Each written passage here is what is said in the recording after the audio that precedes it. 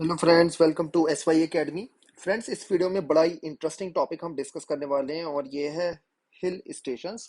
तो आजकल आजकल तो वैसे सर्दी आ रही है, लेकिन गर्मियों में जनरली आप हिल स्टेशंस घूमने जाते हो भारत में, राइट? तो वो कहाँ से आए, उनका कॉन्सेप्ट क्या है, राइट? तो थोड़ा सा हम यहाँ पे नजर मारेंगे। अंग्रेजों की देन है। ठीक है, ये तो आपको क्लियर हो गया होगा। So as in the case of cantonments, तो कैंट एरिया हमने दोस्तों लास्ट वीडियो में देखा था, जहां मैंने आपको सब समझाया था कि जहां मिलिट्री या आप कह सकते हो आर्मी, एयरफोर्स और नेवी जनरली, मतलब उस टाइम में तो आप देखो तो बेसिकली आर्मी कहोगे। तो आर्मी जनरली कैंटेनमेंट या कैंट एरियाज में रहती थी। और वो जो थी, वो आप कह सकते हो एक एरिया डिफाइन कर दिया जाता है कैंट एरिया का, और बाकी एरिया से पूरा का पूरा सेपरेट होता है। तो कैंट एरियाज उन्होंने बनाए थे अंग्रेजों ने। ऐसे ही उन्होंने क्या करा, राइट? ऐसे उन्होंने क्या करा, हिल स्टेशंस बनाए। They were a distinctive feature of a colonial urban development. ठीक है, वर्ड्स देख रहे हैं आप, अर्बन डेवलपमेंट भी है, तो मतलब रूरल एरियाज में नहीं होते कैंट एरिया, रूरल एरियाज में नहीं होते हिल स्टेशंस। ठीक है, ये चीज क्लियर होनी चाहिए। वो सब सिटीज है, अर्बन लाइफ है वहां पे, राइट? आई होप ये पॉइंट आपको बिल्कुल क्रिस्टल क्लियर हो रहा होगा। तो कॉलोनियल अर्बन डेवलपमेंट की देन है हिल स्टेशंस कैंट दोनों। Founding and settling of hill stations was initially connected with the needs of the British army. अब आपका कहने का पहला ही क्वेश्चन ये हो सकता है कि हिल स्टेशंस आखिर उन्होंने क्यों बनाए। ठीक है, वो आप पॉइंट सोचिए दिमाग में, और देखने वाले पॉइंट्स कौन से हैं। तो उनकी नीड थी ब्रिटिशर्स की और उनकी आर्मी की। शिमला, जो आज में शिमला कहते हैं, it was founded during the course of Gorkha war 1815-1816। तो गोरखा वॉर लड़ी थी, तो ये आप कह सकते हो नेपाल से लड़ाई हो गई थी। तो ठीक है, इंडो नेपाल वॉर या गोरखा वॉर हुई थी। तो उस टाइम में शिमला को बेस बना के उन्होंने, अंग्रेजों ने लड़ी थी वॉर और अच्छे से जीती थी। लेकिन अंग्रेज जो थे वो बड़े इंप्रेस हुए थे गुरखा से। तो क्या किया था अंग्रेजों ने बड़े स्मार्टली, कि गुरखा को अपनी फौज में ही बुला लिया। ठीक है, अपनी फौज का पार्ट बना दिया। तो गुरखा रेजिमेंट तो आपने सुना होगा, आजकल भी वर्ड्स यूज होते हैं, राइट? तो गुरखा रेजिमेंट या गुरखा वॉर की देन थी शिमला। तो शिमला बनाया उस टाइम में कि शिमला में हमें टाइम स्पेंड करना है, राइट? क्योंकि हमें लड़ाई करनी है। तो शिमला उन्होंने बनाया एक एरिया, जो 1815-16 में डेवलप हुआ शिमला, उसको और इम्प्रूव किया, तो वो हिल स्टेशन काइंड ऑफ बन गया। और आज आप शिमला, हिमाचल प्रदेश वगैरह घूमने जाते ही होगे। एंग्लो मराठा वॉर 1818 में हुई थी दोस्तों। ये थर्ड एंग्लो मराठा वॉर है, जिसमें पंडारास को लेके, है ना, लड़ाई हो गई थी। तो मराठास हारे थे, पेशवाशिप पूरी खत्म। एंड इसके साथ क्या हुआ, इससे एक और जो हुई चीज, कि माउंट आबू डेवलप हुआ। तो ब्रिटिश का इंटरेस्ट वहां पे डेवलप हुआ माउंट आबू में। ठीक है, उसको बेस बना के अंग्रेजों ने लड़ाई करी। ठीक है, तो अंग्रेज देखिए प्लान करते थे कि हमें, ठीक है, एक जगह पे रुकना है, यहाँ हमारा सेटलमेंट रहेगा, या हमारी फौज रहेगी, या और ये हमारा रोड्स बनाएंगे यहाँ पे, यहाँ हमारा बम रखेंगे, ये रखेंगे, वो रखेंगे, पूरी प्लान बनाते थे। तो इसी वाइज आपको माउंट आबू डेवलप हो गया। ऐसे ही आपको दिखेगा कि दार्जिलिंग भी आपका बनेगा, was wrested from the rulers of Sikkim in 1835। तो दार्जिलिंग लोग, इन्होंने सिक्किम से जब वॉर हो रही थी, सिक्किम से के रूलर से, तो दार्जिलिंग मार लिया हाथ में, है ना, अंग्रेजों ने। तो ये भी हुआ, राइट? तो ऐसे आपको दिखा कि दार्जिलिंग बनाए, शिमला बनाए, ऐसे ही हमारा माउंट आबू बनाए, ये मिलिट्री नीड्स की वजह से बने हैं। हिल स्टेशन जो है स्ट्रेटेजिक प्लेस बन गई for billeting troops, guarding frontiers and launching campaigns against enemy rulers. आप भी आज ऐसी जगहों पे जाओगे तो काफी बार आपको दिखता है कि यहाँ पे तोप लगी होती थी, है ना? काफी, अगर कोई रिलेट कर पाता है किसी जगह से, तो आप देख पाते होगे कि यहाँ पे, अच्छा जी, यहाँ पे तोप लगाते थे, राइट? तो तोपे लगाते थे, दूरबीन से या टेलीस्कोप से देखते थे कि कौन कहाँ से आ रहा है, ऊपर से व्यू हो जाता था, आइज व्यू। तो ये सब आपको स्ट्रेटेजिक इंटरेस्ट दिखेंगे। आगे बढ़ते हैं इसी टॉपिक में दोस्तों। ये आपको जैसे यहाँ पे एक पेड़ वेड़ बना रखा है, ये रहा। ठीक है, इसको जिस जो ज्योग्राफी पढ़ता है वो मुझे बताए इस पेड़ को क्या कहते हैं, यूपीएससी ने पूछा था। A typical colonial house in Shimla, ऐसे हाउस बनते हैं दोस्तों। An early 20th century photograph, most probably ये जो है जॉन मार्शल का रेसिडेंट था। John Marshall very important. कौन थे जॉन मार्शल? आपने पढ़ा हुआ है अपनी एनसीईआरटी में ही, मुझे कमेंट सेक्शन में बताओ जॉन मार्शल कौन थे। बड़ा इंपॉर्टेंट आदमी है, बहुत ही इंपॉर्टेंट। ये है एक विलेज नियर मनाली। मनाली हिमाचल प्रदेश में, कुल्लू मनाली वगैरह जाते हैं हम, है ना? When the British introduced colonial architectural styles in the hill stations, the local population often continued to live as before. तो ये दोस्तों थोड़ा सा उन्होंने अपना आर्किटेक्चर बनाया, लेकिन लोकल पॉपुलेशन जो थी वो वैसी ही रहती थी। तो आपको हाउसेस भी डिफरेंट दिखेंगे। अच्छा जी, हाउसेस अंग्रेजों ने बनाए थे तो उसी आर्किटेक्चर पे आपको दिखेगा कि काफी इंडियंस ने भी हाउसेस बनाए, लेकिन मोस्ट ऑफ द हाउसेस जो है लोकल पॉपुलेशन के जो है वो तो जैसे पहले चलते थे वो चलते आए और अब भी है। राइट, तो ये चीज है। और चीजें देखते हैं भाई हिल स्टेशन के बारे में, इंपॉर्टेंट टॉपिक है, आ सकता है। Temperate and cool climate of the Indian hills was seen as an advantage, particularly since the British associated hot weather with epidemics. दोस्तों आपको पता ही है ट्रॉपिकल वेदर जो होता है, ट्रॉपिकल क्लाइमेट, ये डिजीज लाता है।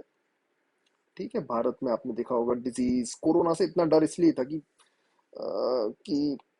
अब फैला भी है ना, क्योंकि ट्रॉपिकल रीजन है हमारा। छींके, खांसी, कोल्ड, कफ रहता है लोगों को जनरली, है ना। ये चीजें बीमारियां आपको यूरोप वगैरह में नहीं दिखेंगी। तो ट्रॉपिकल रीजन जो हो गए, ट्रॉपिकल जैसे, आई होप आप समझ पाते होगे, ट्रॉपिकल ह्यूमिड वेदर होता है, जो आप कह सकते हो कि इक्वेटर से थोड़ा नीचे जाके ऊपर जाके, है ना, थोड़ा गैप अगर छोड़ दिया जाए इक्वेटोरियल रीजन का, ऊपर और नीचे वो ट्रॉपिकल रीजन हो गया। वैसे तो ज्योग्राफी में टेक्निकली और भी चीजें होती हैं। तो जनरली आप देखो ट्रॉपिकल रीजन में तो वर्षा ज्यादा होती है, हॉट रहता है। इससे क्या होता है, खूब सारे जीव होते हैं, जीव जंतु हमारी, ठीक है, डाइवर्सिटी खूब ज्यादा रहती है। जब डाइवर्सिटी खूब ज्यादा रहती है तो दोस्तों माइक्रोब्स की या माइक्रो ऑर्गेनिजम्स की डाइवर्सिटी भी बहुत ज्यादा रहती है, तो इससे डिजीजेस खूब ज्यादा फैलती हैं। ये प्रॉब्लम दोस्तों ब्रिटेन में नहीं है। ठीक है, वहां तो ब्रिटिश टाइप क्लाइमेट है, बहुत ही बढ़िया मजेदार है ना। धीमी धीमी बारिश होती रहती है, ठंड रहती है, धूप निकलती है हल्की हल्की, लेकिन इतना हॉट ह्यूमिड भारत जैसा नहीं होता। तो ब्रिटिशर्स को आदत ही नहीं थी पहले तो आप समझ सकते हो जब वो वाले लोग, मतलब वो वाले लोग ब्रिटिशर्स अगर इंडिया आएंगे या अफ्रीका जैसे कंट्रीज में जाएंगे तो उनको और खतरा बढ़ जाता है, क्योंकि उनकी बॉडी भी वैसी नहीं है, उनका gene gene structure, DNA structure भी वैसा नहीं है, क्योंकि वो वहां पैदा हुए हैं जहाँ पे इसे बीमारियां होती भी नहीं थी। तो बड़े घबराते थे वो कि भाई ये बीमारी हो जाएगी। इंडियंस तो चलो बच भी जाते हैं क्योंकि उनको आदत है, उनमें इम्यूनिटी डेवलप हो गई है। वैसे तो इंडियंस भी खूब मरते थे, लेकिन उनका मानना था कि अगर ये बीमारियां, ट्रॉपिकल बीमारियां जैसे मलेरिया, कोलेरा, ये वो मच्छर काटने से, ये वो डेंगू वगैरह तब होते नहीं थे, लेकिन बीमारियां तो तब भी थी, वर्ड्स भले ही डिस्कवर नहीं हुई थी। तो ये सब बीमारियां दोस्तों थी। तो वो बड़े घबराते थे कि हमें बीमारियां हो गई, मर जाएंगे। तो वो बचने के लिए क्या करते थे, उन्होंने ये हिल स्टेशन चूज करे। Cholera, malaria was particularly feared and attempts were made to protect the army from these diseases. भाई घबराते थे वो पता चला पूरी आर्मी को बीमारी हो गई, वर्ल्ड वॉर 1 जो थी, पढ़ना उसके बारे में, पूरी आर्मियों को बीमारियां हो गई वर्ल्ड वॉर 1 में, है ना। तो वो चीजें भी आपको काफी दिखेंगी। कोई कोई लोग तो कहता है भाई वर्ल्ड वॉर 1 चलती ही रहती है अगर बीमारी ना होती। तो ये भी चीजें, overwhelming presence of the army made these station a new kind of cantonment in the hills. तो ये भी समझने की कोशिश करो, कैंट एरिया तो नहीं है, लेकिन कैंटी कह दो हिल्स में, क्योंकि आर्मी आर्मी बैठी हुई है वहाँ। These stations were also developed as sanitariums, that is where soldiers could be sent for rest and recovery from illnesses. तो कोई सोल्जर है जिसने खूब लड़ाई वड़ाई करी, अब बोलते हैं जा भाई तू हिल स्टेशन में आराम करके आ, है ना, अपना वक्त बिता के आ, अच्छा टाइम स्पेंड कर, फिर आइए और अच्छा फील करेगा। या कोई बीमारी किसी को हो जाए तो भी भेज देते थे। Because the hill station approximated the cold climates of Europe, they became an attractive destination for the new rulers. Apologies for speaking incorrectly, but governor हुए ये बोलते थे बढ़िया जगह है यार ये हिल स्टेशन, है ना, क्लाइमेट बढ़िया है, हमारे टाइप का क्लाइमेट है ना। वरना इंडिया में तो इतनी गर्मी है, रहना मुश्किल है। तो घूमने जाते रहते थे वो। It became practice for viceroys to move to hill station during the summer months. तो समर मंथ होते थे, वो बोलते थे हम तो घूमने जा रहे हैं भाई। अब 1857 में भी ये क्या करा, समर के मंथ में चलेगा ये हिल स्टेशन। और भारतीय सोल्जर्स ने क्या करा, ये आप पहले ही पढ़ चुके हो। तो 1857 में काफी सारे जो ब्रिटिशर्स थे वो हिल स्टेशन में मौज मस्ती कर रहे थे, और भारतीयों ने अटैक कर दिया था। 1857 है ना। इन 1864 क्या हुआ, वॉयसरॉय जॉन लॉरेंस जो थे officially moved his council to Shimla. ठीक है, अपनी काउंसिल ही वहां मूव कर दी, अपनी एग्जीक्यूटिव काउंसिल की, वहीं से डिसीजन लूंगा मैं। ठीक है, तो जैसे आजकल वर्क फ्रॉम होम चल रहा है तो काफी लोग गोवा से काम कर रहे हैं ना। तो इन्हीं ऐसे ही समझ लीजिए कि वायस रॉय ने बोला मैं शिमला से डिसीजन लूंगा सारे। Setting seal to the practice of shifting capital during the hot season. तो एक आइडिया बन गया है। ठीक है, जैसे अब वर्क फ्रॉम होम है, अब तो वर्क फ्रॉम होम कोरोना हो या ना हो चलता ही रहेगा आगे, काफी काफी कंपनीज के लिए, है ना। ऐसे ही एक ट्रेंड सेट करा जॉन लॉरेंस ने कि समर टाइम में शिमला से काम करेंगे या हिल स्टेशन से काम करेंगे, तो ये भी आपको ट्रेंड दिखेगा। तो शिमला जो है it became the official residence of the commander in chief of the Indian army. तो ये तो अपना इन्होंने ऑफिशियल रेसिडेंसी बना दिया। तो ये सब चीजें आप दोस्तों देख ही सकते हो कि हिल स्टेशन की इंपॉर्टेंस इससे बढ़ रही है, और ये भी समझ रहे होगे आप कि अच्छे से वो डेवलप भी हो रहे हैं, तो इसलिए आज भी आपको दिखता है काफी कुछ बढ़िया हुआ है यहाँ पर है। In hill stations, the British and other Europeans sought to recreate settlements that were reminiscent of the home. तो जो इनके घर में होता था ना ब्रिटेन में, वैसे ही बनाते थे। The buildings were deliberately built in European style. Individual houses followed the pattern of detached villas and cottages set amidst garden. तो आपको दोस्तों विलास देखते हैं, कॉटेजेस देखते हैं गार्डन के पीछे, है ना। Anglican church and educational institutions represented British ideals. तो आपको दिखेगा कि चर्च बने भाई, बढ़िया बढ़िया एजुकेशनल इंस्टीट्यूशन बने, और रिक्रिएशनल एक्टिविटीज भी करते थे। Came to be shaped by British cultural traditions, sports वगैरह करते थे वो। Social calls, teas, picnic, fetes, races, visits to the theatre became common among the colonial officials in the hill station. और आज आपको दिखता है डलहौजी नाम से हिल स्टेशन है, लैंड्सलॉन, ये वो है ना, नाम आप देखो हिमाचल प्रदेश में, उत्तराखंड में आपको नाम दिखेंगे, खुश हो जाओगे कि ये तो ब्रिटिशर्स के नाम दिख गए हैं। तो इसी वजह से नाम है। तो introduction of the railways made hill stations more accessible to a wide range of people including Indians.